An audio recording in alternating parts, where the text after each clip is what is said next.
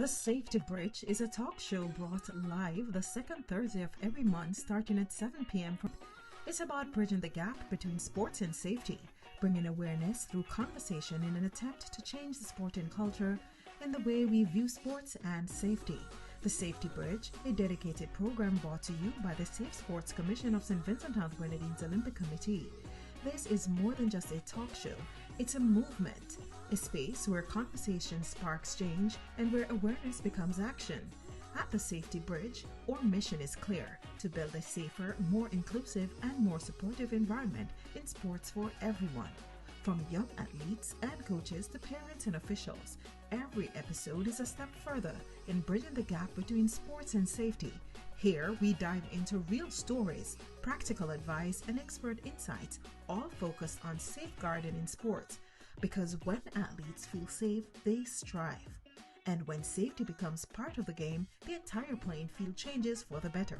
So join us as we continue to build the bridge, one conversation at a time.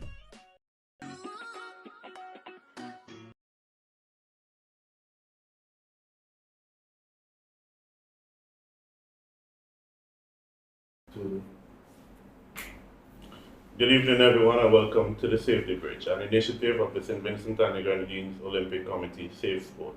I'm your host, Shimano Bailey, and this evening we'll be diving into episode 2, Beyond the Game, Sports as a Platform for Safety Education. What if sports wasn't just about competition and medal, but also about protection and prevention? Too often, safety becomes a conversation only after something has gone wrong. This evening, we'll shift that mindset. We focus on building systems, strengthening accountability, and creating cultures where safety is the standard, not the expectation. Sports shapes character. It teaches discipline, teamwork, and respect, but it must also teach boundaries, responsibility, and care. Whether you're a parent, a coach, an athlete, this conversation matters to you.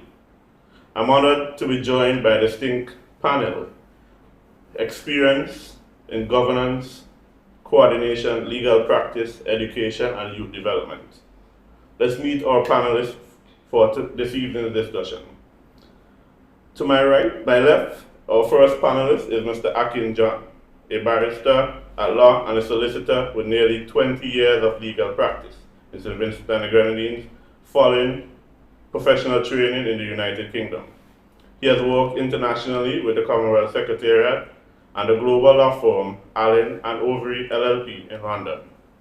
A lifelong sports enthusiast, Akim has represented institutions in both St Vincent and the Grenadines as a footballer and a cricketer. He currently serves as an executive board member and a manager of Hope International Football Club, one of this country's premier sporting organizations, which celebrated 30 years in 2025. He also serves on the board of Save the Children SVGOC and is a member of the local committee of World Pediatrics, supporting advancements of pediatric health initiative in St Vincent and the Grenadines. Mr. Akin John.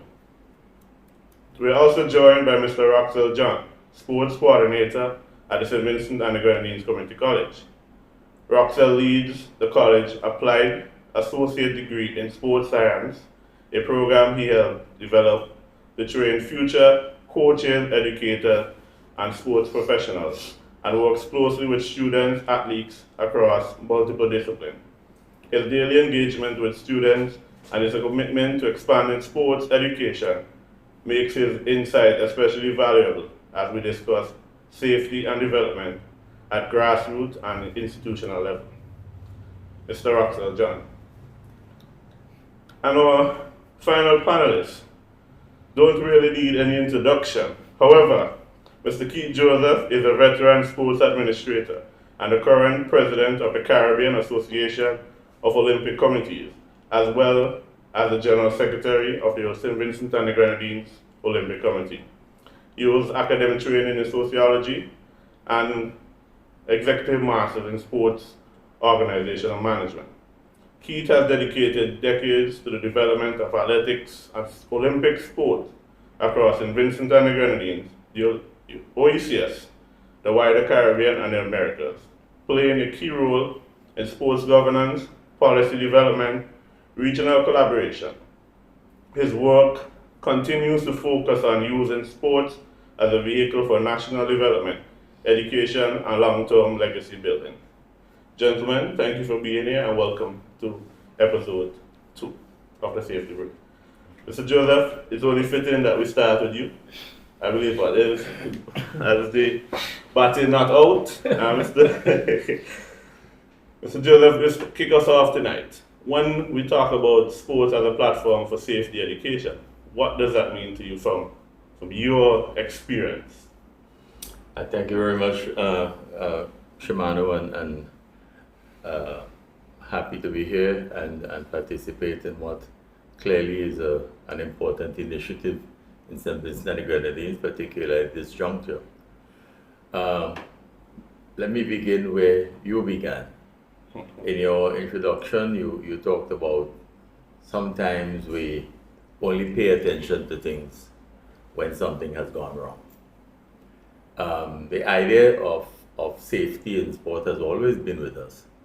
It has not always been well addressed, but it has always been with us. But if you listen to what is happening in the world of sport today, you wonder how many people ever bothered to look at the history of sport and safety in sport. And I say that because many of the international sporting organizations are now engaged in a sort of competition almost to see who can develop better safeguarding policies and programs, etc. And that has only occurred in large measure because of what happened in gymnastics in the United States and Dr. Nasser and the length of the case. But if you follow that case, you recognize that it took some of the athletes themselves who were victims to become lawyers and to battle their own cases. And therefore they made the audience, the international audience, sit up and listen. And since that, the International Olympic Committee and many other sporting organizations got concerned because athletes were then talking about their rights and the importance of safe sport and safeguarding in sport.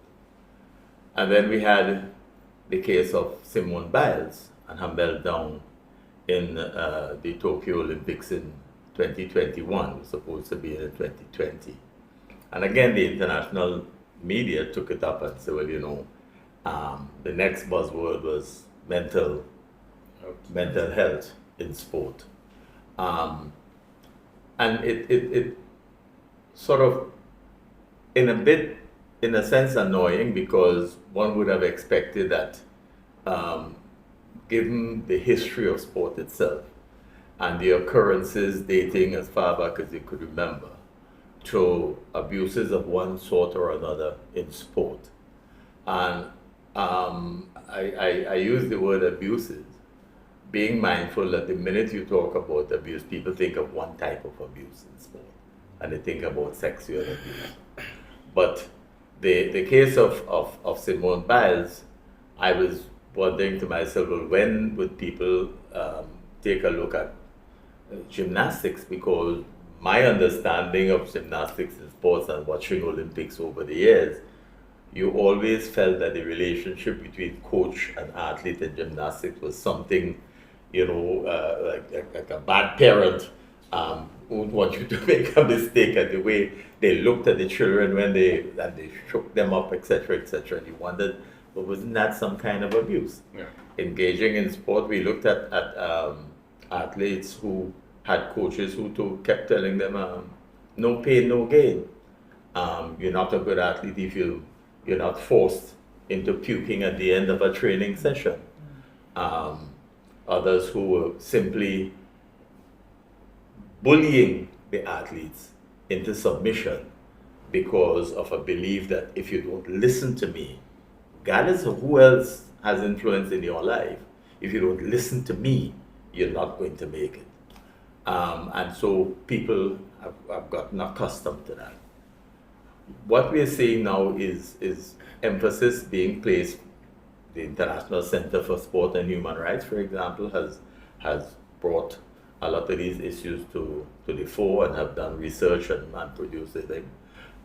We've had a tremendous amount of research into FIFA and football in general, in terms of taking children from their poor environments in their countries and promising them the world, take them to Europe in particular for academy, the triangular trade, a new form of triangular trade that emerged. If we don't pay attention to safeguarding those who get involved in sport, we are likely to find sport becoming just another enterprise, and who can afford it continue in it, who can afford it will dictate the rules as they come to hand. Athletes will find themselves in a rat race for more income than anything else, rather than care of self. And you're beginning to see that happening. The prevalence of new style legal betting, FanDuel in the United States and elsewhere, the contemplation of enhanced games where all bets are off. We could use whatever we want and let's see the strength of human endurance. We run the risk of transforming sport into something that we could probably never be able to fully control. And the athletes will become pawns. And we've seen that in sport for a very long time. You watch some of the boxers that were boxing almost every other week, or friends from Mexico in particular, right? So for us, it's now about the duty of care. It is about understanding that the athlete is first and foremost a human being. He or she has come from a family. They've gone to a school. They're from a community. They're from a nation. And we run the risk of losing the values, traditional values, all they may be, attendant to sport. And all the good that is intended by engagement in sport, we run the risk of that being thrown out of the window and throw the baby with the bathwater, as they would normally say. So safety in sport is primordial because it has to do with the quality of life of those who become involved in sport. And if that is not part and parcel of our understanding of what sport is supposed to do for the development of the whole person, then we are missing the boat just like anybody else. But that's what I know. Keith has made a few runs there. Yes. So I want you to give us your perspective on the topic in terms of from the educational background, from the school perspective. How do you see sports as a platform for education from your perspective? Thank you very much, and thank you for having me alongside these two quite distinguished gentlemen. I'm happy with the perspective from which we've started with Mr. Joseph, because he has gone and started from a perspective of elitism and where the athletes have achieved and are at the highest level. Now, how do we get them there? And for me, the societal trends that we are battling now are basically ideas that we have to now have a grip on in order to make sure that we safeguard them off of the field. Now we're talking about trends as it relates to the use of drugs and alcohol after an event, an event that they should be using to propel themselves to the next level, to a national level, right? How do we manage those environments after the field of play, so to speak? How do we guide them into environments that would develop a culture of good hygiene, safe relationships, probably eating patterns that are important, right? And even when we take that, we also have to look at the specific circumstances of each athlete. I spoke to Akin just before we started, and there were some ideas that we had. You may have a negative or a very difficult outing on the field, and that is dealt with in a team meeting. How do I speak to you, Mr. Bailey, and does that mean that it gets to you the same way it would get to Akin? Does it have the same effect? The individuals may not have been developed on the same level psychologically, mentally, to deal with the rhetoric of a coach who is asking for everything from each person. You've got to understand the individual himself.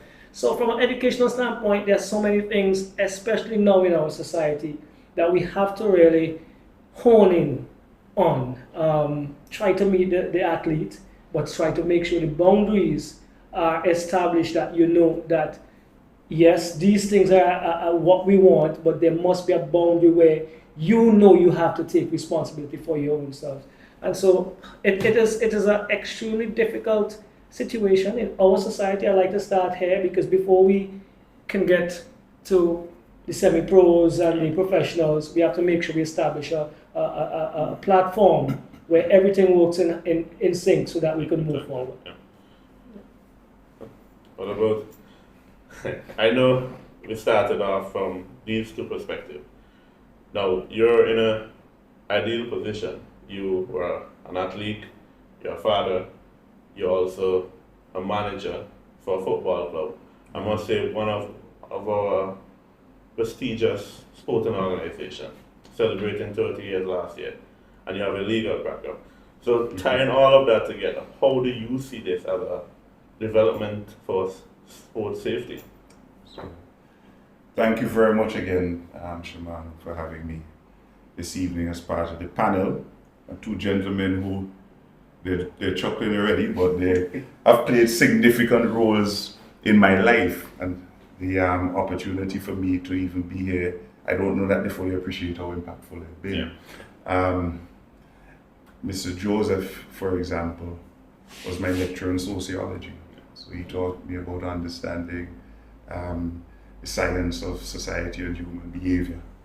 And I remember when I came back to St Vincent, the Grenadines, one of the first assignments that I took on from a sporting point of view, a legal sporting point of view, Mr. Joseph was instrumental in it, the establishment of Team Athletics, SVG, and National Olympic Committee, their registration as non-profit entities. So I thank him for that opportunity.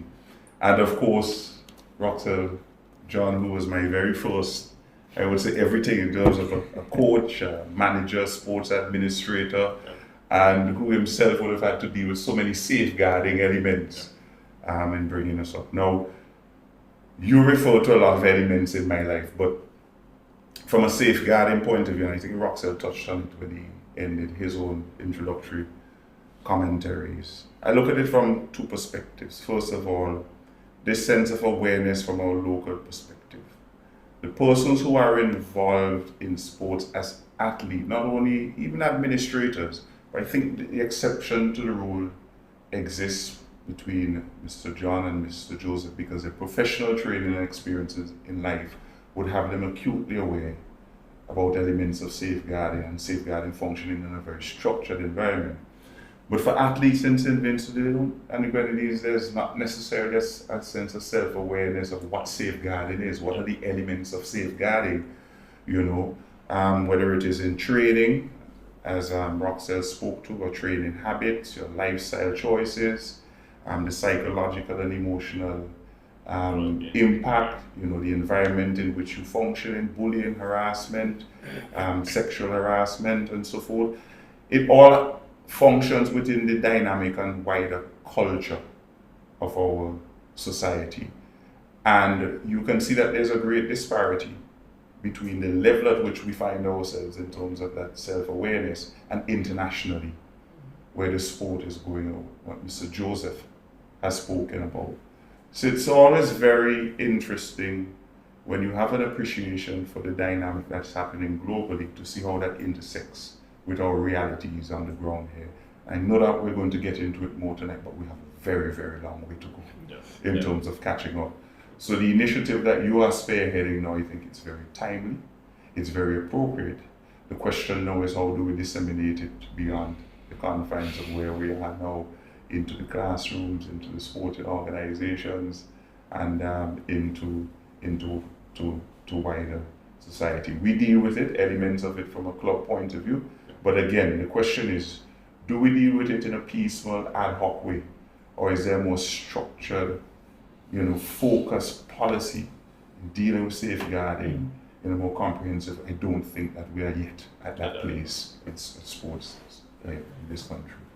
So listening to the three of you, I think one of the key things that comes out or stands out to me is culture. Yeah. And culture is very important. And you talk about sociology, and sociology tells us how people react to certain things. And I think Mr. Joseph alluded to it earlier. You come from a background, but you go at, let's say, grammar school or one of the secondary schools, and you're now preparing for sports. And what some have had already, but you come from that background, and then the coach is shouting at you, and the coach says, "Hey, if this, that," and if you know in a position as a coach, and you're thinking, if I don't do that too, then I'm not doing a good job. So how do we change the culture? Because culture is very important in a society, and as you see in terms of for our brothers and sisters in Union Island, the cultural aspect of which they get together, they celebrate. We talk about, on the mainland, you have Barley Fish Fest. I remember as a kid we talked about the culture pot here in Calico. So looking at all of that, how do we see changing the culture of sports to view safety as essential rather than an afterthought? And I think in terms of the sociology perspective and talking about that, how do you see that? I know Mr. Joseph is our sociologist here, but I think you could kick it off in terms of how do you see that we changing that from you are not an athlete, so now you're an adult. How do you see we changing the culture? Okay, so I think it pivots from a lot of what I said, awareness. How do you create that level of awareness? So education, Mr. John spoke a lot about it. Education is critical. I'll give you an example. I remember about 3 or so years ago, the Hope was participating in a CONCACAF regional tournament. And CONCACAF has its own safeguarding regulations and safeguarding requirements. And we just so happened to be competing at the same time where we were dealing with COVID. And it was right after the Soufriere eruption. So here we are trying to make arrangements to travel from St Vincent and the Grenadines to the Dominican Republic in circumstances where mass public transportation and so forth wasn't open. The skies weren't open as freely as they traditionally were. So we had to charter a flight to go to the Dominican Republic. But before that, as part of CONCACAF's safeguarding regime, they insisted that the entire team and club embarked on a health and safety training session with our players, which focused on, at the time, because COVID was the thing, what is COVID-19, how do you safeguard against it, certain risks. And they didn't only tell you should do it, they insisted you submitted your plan. They insisted that you record the sessions and send it to them. They also insisted that as a club, we took our players to do EKGs as baseline testing. And it's a good thing that they did that, because we were able to uncover 1 or 2 little anomalies that ordinarily players were not aware. But I say all of that to explain that coming out of that, that was a very impactful experience for all of the persons participating, ourselves as administrators, because we've never been subjected to that before. So it made us very conscious going forward what was required. And certainly the players now had a better appreciation of the connection between your health and your performance. And what do you do in preparing yourself mentally, knowing where you are, your status, and able to, so that you can compete. So for me, self-awareness and education are the starting points. Then we get into the realm of enforcement and persuasion and so on and so forth. It's interesting that you brought up that example, especially COVID. COVID changed a lot for us. Yes. And it changed a lot in how we view our own freedom, our own sanity. And I think, Mr. Joseph, I think this is a perfect time for you to step in and talk and tell us about how do you see society on a whole changing this culture, picking up from where Akim just started in terms of, well, we know the challenges that we face in terms of COVID-19 when we were preparing the team to go to Tokyo and the changes that we had to make and stuff. So how this impacts the culture from a people's perspective and the society on a whole. Yeah, but let me go back. Remember, sport is a social institution. Yes. St Vincent and Grenadines does not necessarily have a homogeneous culture. Yeah? Yeah. Different parts of the country, and you hear people talking about them there in the Grenadines, and disparaging about rural versus urban. There is a cultural difference because in the rural area there's a tendency to retain more traditional values. In the urban area there's a sense that okay, we do what the metropole is doing and we reflect the metropole. So you really only live in here, but really and truly the values and everything that is impacting your socialization is what you see on television, on the cable networks, etc. Now, the socialization, most socialization is done with a gizmo in your hand or in your pocket, right? As somebody said in a discussion in the United States recently, gambling is now going to be more difficult to control than ever before in history because the casino is in your pocket, right?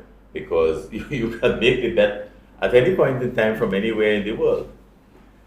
In St Vincent and Grenadines, I do not know that sporting organizations take the time to make themselves aware of the differences in the subcultures within the society.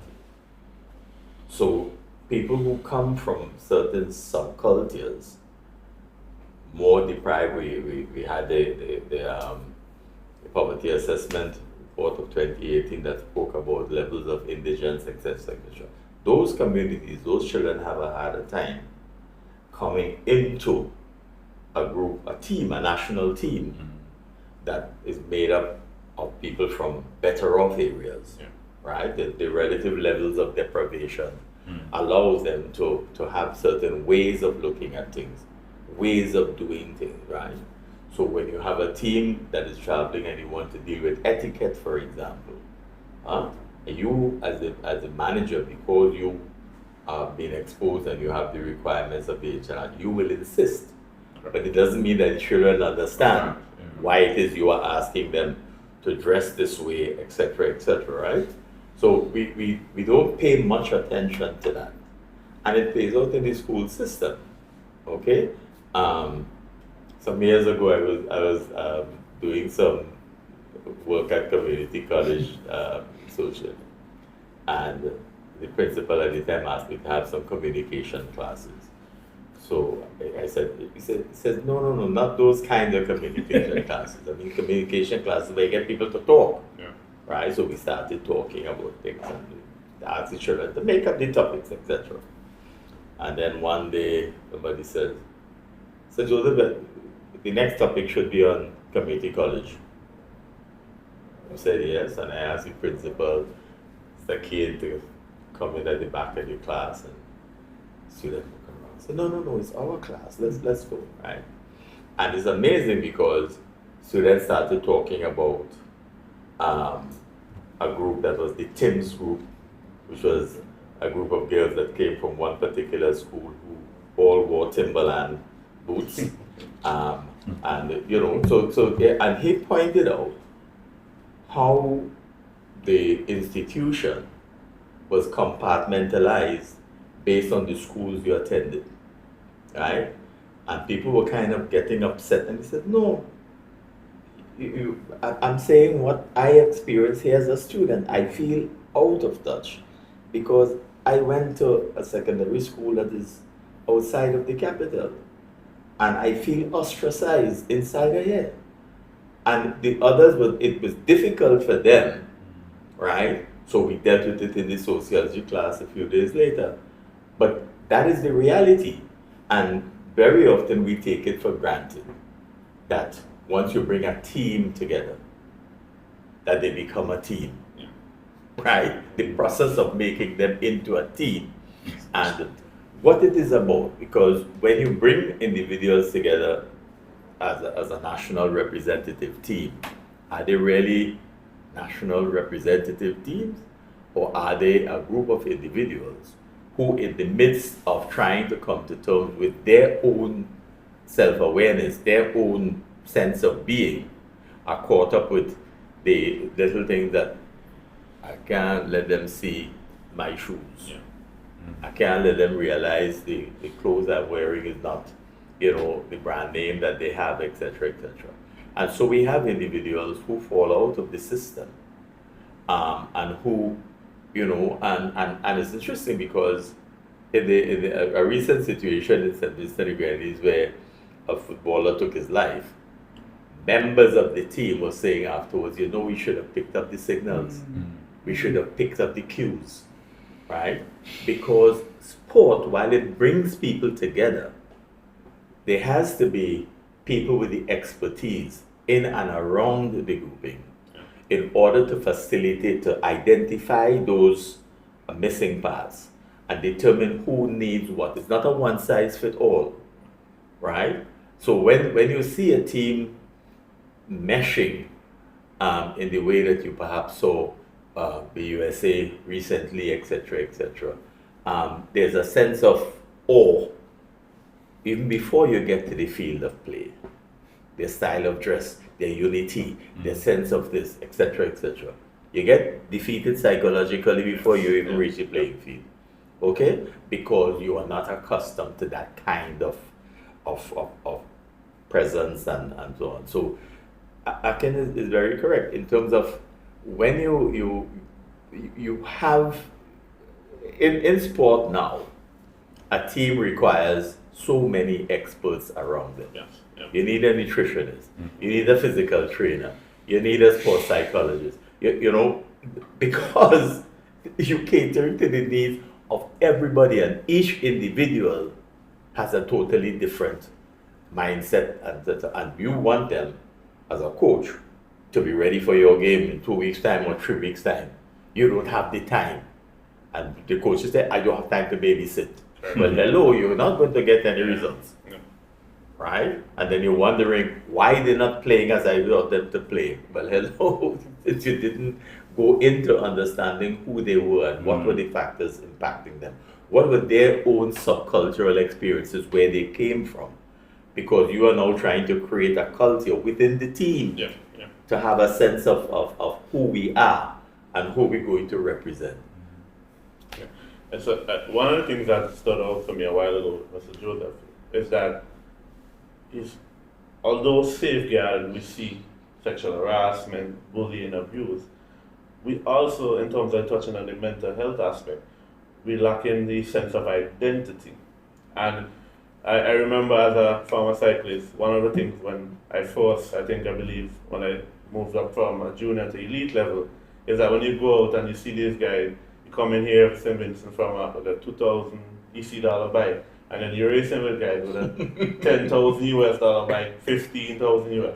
So you're already defeated in terms of what Mr. Joseph said. And I throw it back to you, Axel. I think recently, I don't know if it's this week or last week, I saw that in collaboration with the CANA and I think Team Athletics, there was a graduation with our new sports science students. And how do we, even though we are training them to do this and putting them, given the qualification, how do we make them feel that even though I go to somewhere else to practice, how do I make them feel that, hey, you have a sense of identity. You come from St. Vincent, we have 34 islands and keys. How do you make them, as a lecturer in the educational system, see themselves and value who they are? I'm happy you asked that, because the two groups we have, they will tell you quite honestly that the teacher moments they come out very quickly and very often, because we have to be honest with ourselves that the group of students, children we have now are pretty much more difficult to deal with than say an Akin and Kenson and those guys. What, 10 years ago, right? Yeah, just only about 10. just about 10 years ago. They come to us with varying differences. And I'm very happy that Mr. Joseph spoke of that. They do not come from the same environments. And now you're gonna try to make a family of a group that has so many disparities, so many differences. And you have to instill in that group that, listen, you are here for a reason. We are working towards that reason together. And you are capable of, that's why you're here. That's why we are trying to make sure that you can get to a level that is gonna give you an opportunity anywhere. Right? So you have to create that belief in them. There are gonna be doubts. And you have give them the opportunities to participate, to show, to shine in whatever. Kids at the college come to the college without knowledge of playing probably a basketball competition, a volleyball competition. So should we tell them that no, it's not possible? No, we can. We encourage them. They may not be the best. The basketball clubs are beating us up all over the place right now, but they are getting opportunities. And this is the only way we can develop a sense of being, a sense of belief, and advance them further. I want to go back to what you asked earlier, and Akin spoke about the COVID-19. Wasn't that a policy? Was that enacted by policy? Yeah. How do we now, Mr. Joseph, try to bridge the gap between those who are not ready, and we have to be clear, ready for national units, and those who are a little bit more ready, let's put it that way, right? By creating policies where there's parity, right? We have to. I know you said it, more discussion, more conversation. But if we continue to have that, then we were gonna go down the same road we've gone down for 10 years, 15 years. We now have to have strict policies to make sure that everybody falls in line quicker than has been the case. I've had the privilege, tremendous privilege of teaching in Bermuda.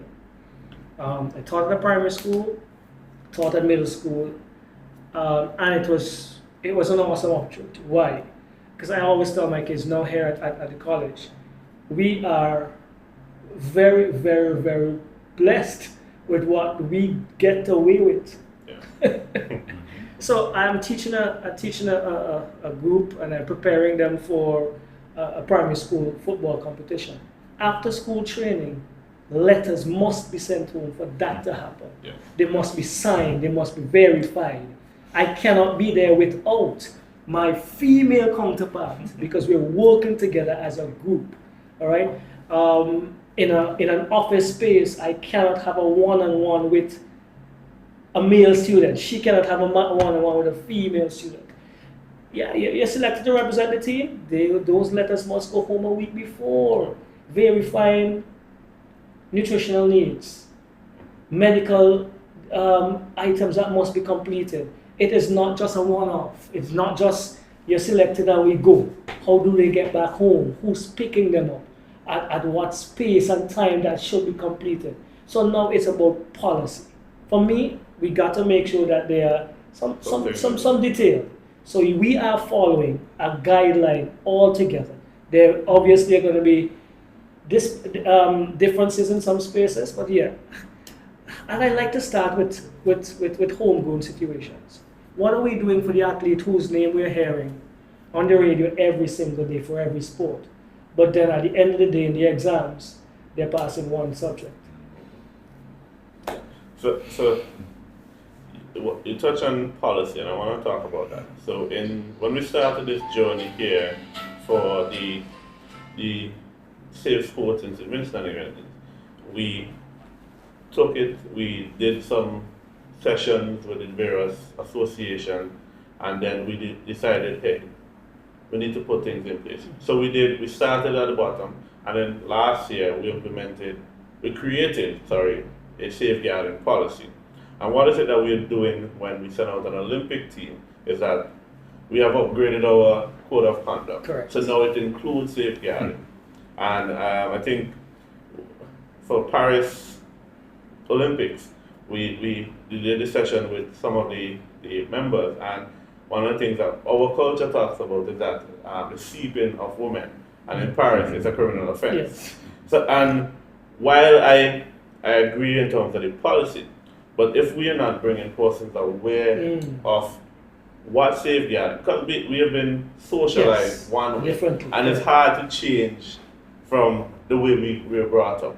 And well, in terms of the policy perspective, and when I touch on your legal background, I know in our laws that we have the Child Care and Protection Act of 2010, we have the Domestic Violence Act, we have and everything is in relation to the criminal code. Yes. Now, one of the things that has always stand out for me in my profession with the criminal code is suicide or attempted suicide is a criminalized offense. Now, how do we, from a safeguarding perspective, see developing a policy in keeping with our laws when our laws also contradicts themselves and has not been updated to reflect, hey, the change in society? I know that I may be touching on something in terms of further, but bringing it back down to safeguarding, how do we we could use football and FIFA. FIFA has probably one of the best safeguarding policies right now. How do we take that and create it in terms of the other affiliates, the other national federations in St Vincent? You say, hey, you need to put your policy in place. How is it that are we going to put measures in place to say, if you don't follow this, you're not in standing? How are we going to discipline per se? Yeah, well, on many levels. So you started first in looking at laws that deal with the protection of the most vulnerable elements of our society, children. Yes. And as you mentioned, there are two elements of that. The laws exist. The question is whether the laws meet the needs of our realities. No. And secondly, even if they do, are they being enforced? Yeah. And there's always a debate around that they aren't. There seems to be a lot more sensitivity now towards ensuring that we safeguard and we protect our children. In the space of football, I can speak to that specifically because that is the club that I am involved in. You mentioned that FIFA has some of the most well-known and well-put-together safeguarding regulations, and that filters down to CONCACAF as well. It is actually part not only of the policy but the constitutional documents of our local football federation that it must adhere to the rules and regulations, including the safeguarding regulations of its parent bodies, which are CONCACAF and FIFA. My club, for example, is an affiliate of the Football Federation. Yes. And every year we have to apply in recent times for a license to participate in competition football. And one of the documents that we sign on to are that as a club, we also have to adhere to CONCACAF safeguarding. But ask many of those clubs, what are CONCACAF safeguarding rules? They have no clue. No clue. It's almost as if you're just ticking a box. And that is what the real challenge is. So the question now is, how do you ensure that you get compliance? We spoke a lot about education, and yes, I encourage that. But I go back to the real example. Most of our athletes, and I think it's fair to say even our administrators, all they want to do is participate. They just want to play football. They want to be able to run. They want to be able to play volleyball. They want to be able to swim. Everything they do is with that one focus. I'm willing to just tick a box, I could get on the field. Just like the experience that we had, what we need to do is introduce definitive criteria that say that all of us want to compete, but in order for you to compete, it is not going to just be ticking a box. You're going to have to show me that you have a safeguarding officer. You're going to have to actually show me that you've had these sessions. sensitization sessions and so on with your safeguarding officer, educational elements. You're going to have to show me that you have a safeguarding policy, and you're going to have to concretely show me how you've been able to implement elements of that policy. Until you can do that, you're not going to get a license, for example, as a football club to compete in competitive football. That is the way that you have to do it. It's almost like the carrot and the sticks. You educate, you sensitize, but then you can't just leave it up to that, which is what happens a lot of the times with positive initiatives. You know, folks, and this is not where you're concerned, you're a different outlook. But there's some persons who maybe they get funding, or maybe you get credentials and you set up a committee and you say at the end of the day, our committee has done X, Y, and Z. How do you measure the impact of what you've actually done? So no monitoring. Yeah, we need to be able to monitor. I say enforce, but enforce almost seems like you're coming down on someone where you need to persuade them to comply. And that's why I say you must meet the criteria in order to participate. That is the only way we're going to be able to change the dynamic, impact on the culture as we were discussing in the shortest period of time and the most effective from my mind.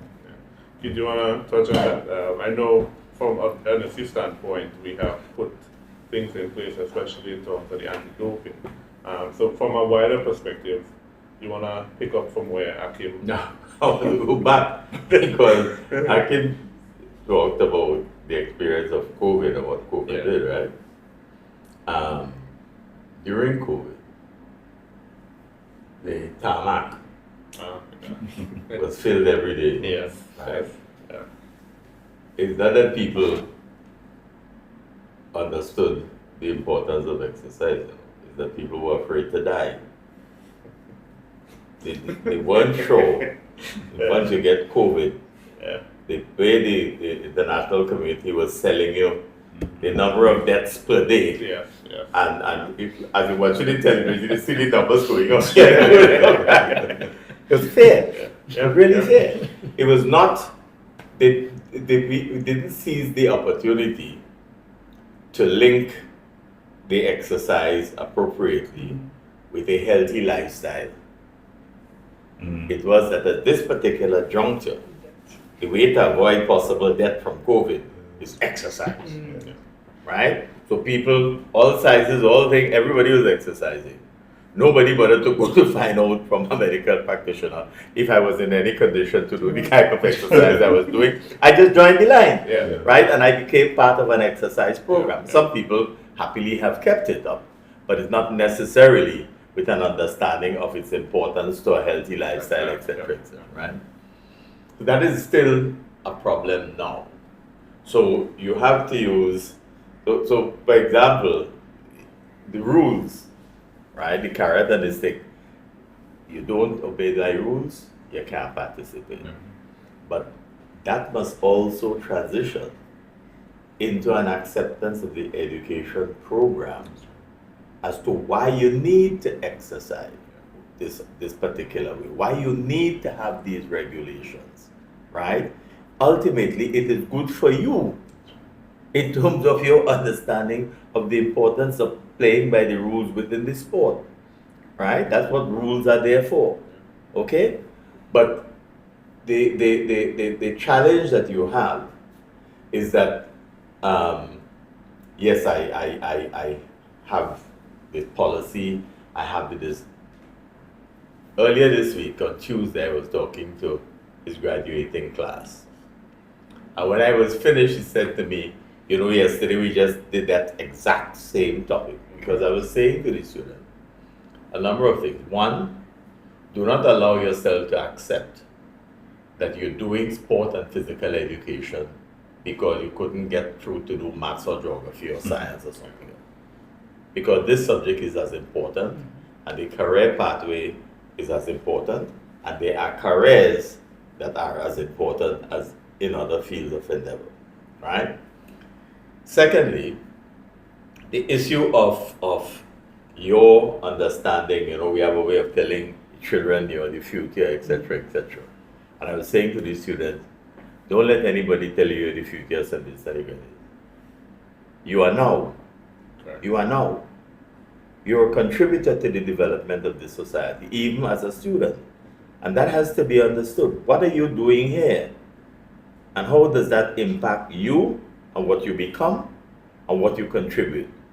Don't ever sell yourself short into believing that my contribution is any less important than the person who graduated in engineering yesterday, right? And I'm also saying and appealing to the new government that a policy has to be put in place that allows the nation to understand that these different aspects of life are as important because they're interrelated and they have to be integrated into the holistic development of the individuals who make up St Vincent and the Grenadines. So to the extent that we seem not to place as much importance as on sport and physical education, for us not to say that physical literacy is as important as numeracy and literacy in the development of an individual, is for us to sell a certain segment of the population short. So the individual goes into sport and an understanding that I am doing something that is of less importance than what you are doing because I choose sport. Right? Telling people that you can become a millionaire through sport is not enough. Because you could be a millionaire and still not a human being. Okay? And what we want is people who can contribute to the development of the society. So we have to make sport an important pillar of human development in St Vincent and the Grenadines and an understanding of how that relates to every other aspect of life. So guys, we're coming to the end of our program tonight. And I wanted to share your final thoughts. How do you see we're changing the culture, we're creating an awareness, and where we have safety as a part of whatever we do in sports, and how do we see it as a pillar of society taken from Mr. Joseph? So Roxelle, and then Akim, and then close off with. Again, we need to have more platforms and ideas, opportunities like this where you can use the expertise of many persons who are seen and can reach the individuals with whom we interact, to give them more information, to ensure that they can learn more and then work all the way up, as Keith has just ended, by governmental policies. It's not an easy road. I think we are behind, but with small steps quickly, can go slowly. We can get there. We have personnel, we have the expertise, we have quality. There's no question about it. And there are opportunities for the advancements of this very quickly. So use who we have, open up more opportunities, be frank. Because unless we are frank with where we are, we could never move forward from to where we need to be. Okay. I would say one of the first things I really enjoyed when I did sociology, it just happened to my sociology lecturers here, is that a lot of what we studied were everyday experiences that we have as human beings. And you just understand now that it exists within the context area for social science. And where safeguarding is concerned, in our everyday life, there are elements of safeguarding that we all experience and we all encounter. Some of them we even practice. We don't speak to it as being safeguarding, but in reality it is. It may just mean that it isn't codified. So expanding it from the point that Roxelle was making about education, I think one of the ways that you can actually encourage persons to embrace safeguarding is to show that connection, that this isn't something new and novel that is going to, require you to somehow have to make a paradigm shift from your life. It already exists in your everyday life. We're just now trying to put it in a more easily packaged way to help you understand it, and as Mr. Joseph was saying, understand why it is important and why you need to do it and how you need to enhance it. Ultimately, the objective is that for you to become a more well-rounded human being, and if you are going to be an elite athlete, how you can become an elite athlete. You can't become elite unless you're thinking and practicing the realms of safeguarding. So connecting it to the fact it's part of our existence now, but just in a more structured way. And taking the word that you are preaching now wider. Getting it to the widest possible audience is important. Fora like this is critical. But Mr. John, as well as an educator at the community college, if there's some way, if it isn't already, I think it's part of the curriculum to a certain extent, integrate and get it in there, all of the sporting organizations and so forth, to have them participate as well, I think is a fantastic way to proceed. But the point that Mr. Joseph made also, it is true. There will be certain challenges because even within our national context, there's so many different elements that you are having to understand and grapple with. But I hope that the powers that be, those persons who have an interest in ensuring that we take sports in St Vincent and the Grenadines to the next level, embrace it fully, and understand that it has to be part of whatever it is, a sports development policy, which is ultimately connected to a sports tourism policy and elite performance. Unless we embrace it, we're going nowhere. Mr. Joseph?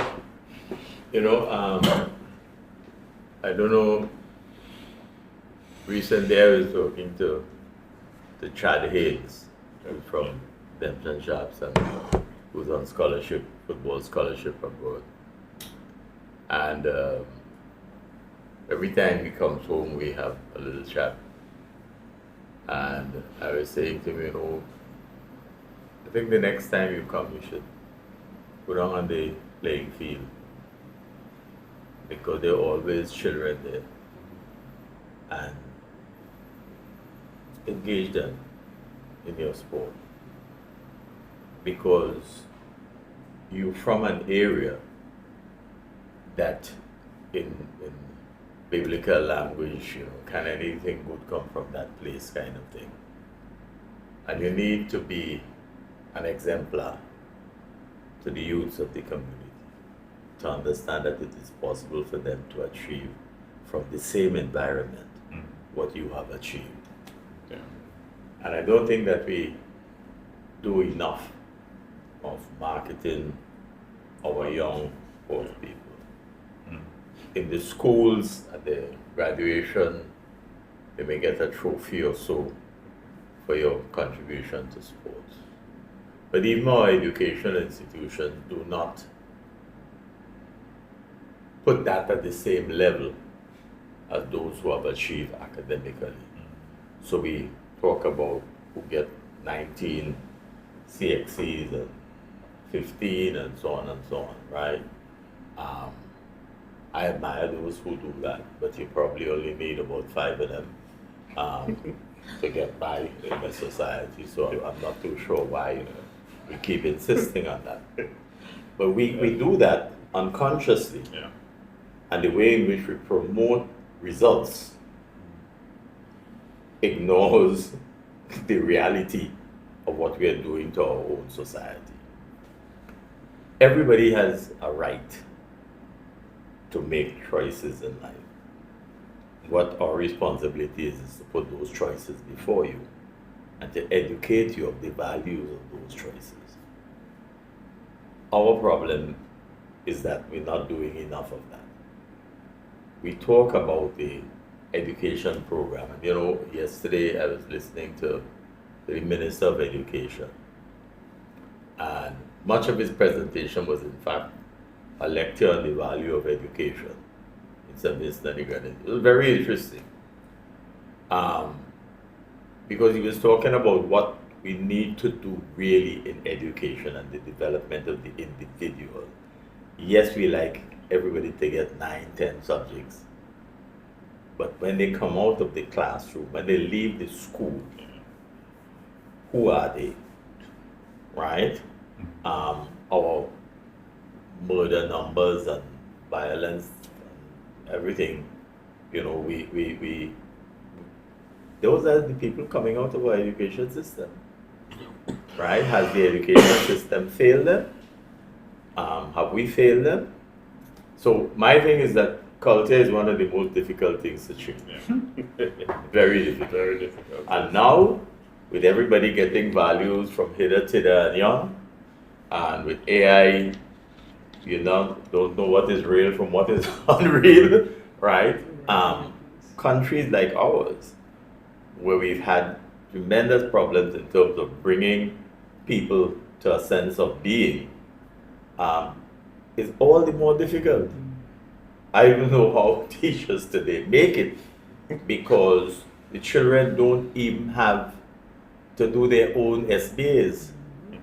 ChatGPT is doing that for them, etc. Right? So the challenges are now more difficult than others. In sport, the fact is that you have the people active and they want to achieve, and they can see tangible results whenever they perform, or get totally deflated when they underperform. But it offers us an opportunity because it's a relaxed atmosphere.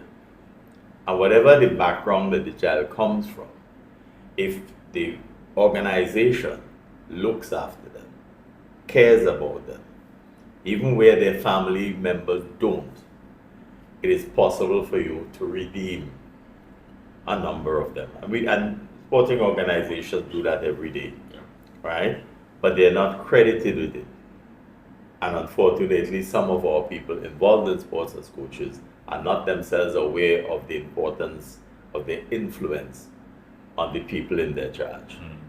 But it is a wholesome state of affairs that we have this program, that we have you with your experience and your training leading it. I think it's a wonderful initiative on the part of the Olympic Committee, and I hope that other sporting organizations would understand that we stand toe-to-toe with all other sectors of the Vincentian economy, all other sectors of Vincentian society, and that we demand a place in the national scheme of things to make our voices heard in terms of the repair to the damages that have been done to much of our society, and that we can contribute to the development going forward. So again, I want to commend you and hope that the program reaches the target that you intend. Thank you. Gentlemen, thank you for a fruitful and lively discussion. We had a handful, we had a mouthful. We looked into different sectors, and it was educational. And I thank you for giving me your time, giving the audience your time to share your perspective on this important topic. Thank you all for viewing. This has been another episode of The Safety Bridge, where we continue to bridge the gap between sports and safety, one conversation at a time. Thank you. The Safety Bridge is a talk show brought live the second Thursday of every month starting at 7 p.m.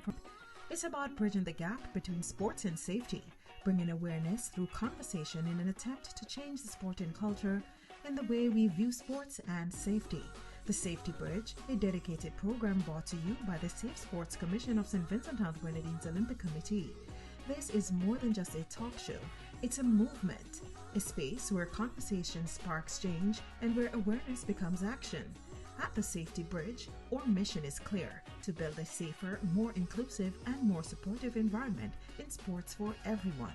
From young athletes and coaches to parents and officials, every episode is a step further in bridging the gap between sports and safety. Here, we dive into real stories, practical advice, and expert insights, all focused on safeguarding in sports. Because when athletes feel safe, they strive. And when safety becomes part of the game, the entire playing field changes for the better. So join us as we continue to build the bridge, one conversation at a time.